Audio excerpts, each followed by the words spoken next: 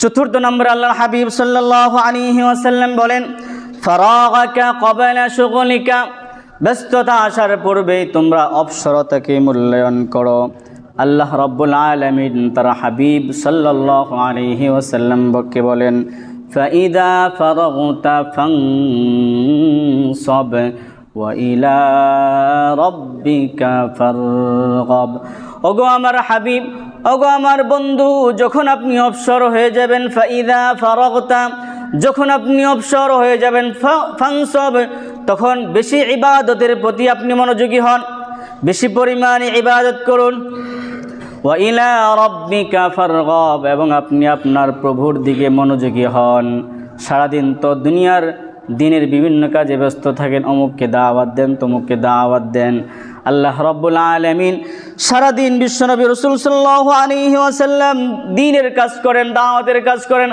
আবার রাত্রিবেলায় আল্লাহ রাব্বুল আলামিন রাসূলকে সম্বোধন করে বলেন, ইয়া আইয়ুহাল মুযাম্মিল কুমিল লাইলা ইল্লা কলিলা নিসফাহু আও ইনকুস মিনহু কলিলা।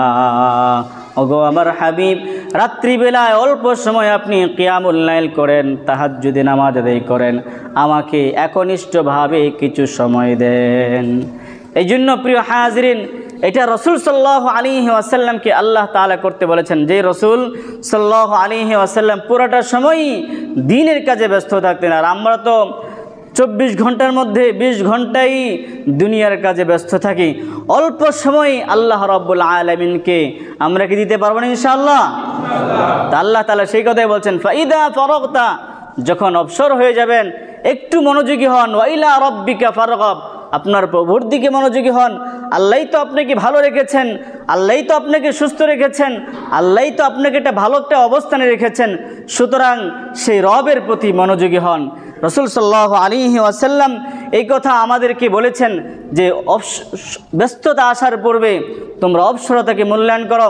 আল্লাহ রাব্বুল আলামিন বলেন, আফা হাসিবতুম আন্নামা খলাকনাকুম আবাসা, আমরা যে এই গাফিল হয়ে উদাসীন হয়ে ঘোরাফেরা করি, কোনো ধরনের আমাদের চিন্তা চেতনা নাই, আখিরাতের কোনো ফিকির নাই, মৃত্যুর কোনো ভয় নাই, কবরের কোনো টেনশন আমার মাথায় নাই, কিয়ামতের ময়দানের ভয় আমাদের দিলের মধ্যে নাই। আল্লাহ বলেন, আফা হাসিবতুম আন্নামা খলাকনাকুম আবাসা, তোমরা কি ধারণা করেছো আমি তোমাদেরকে অনর্থক অযথা সৃষ্টি করেছি?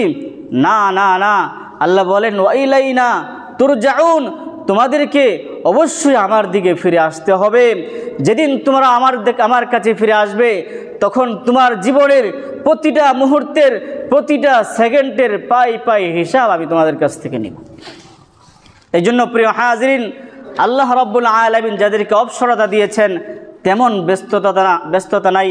এই অবসরতাকে আল্লাহ তাআলার ইবাদতের মধ্যে কাটানো, আখিরাতকে সাজানোর জন্য কাটানো, আখিরাত সঞ্চয় করার জন্য চেষ্টা করা।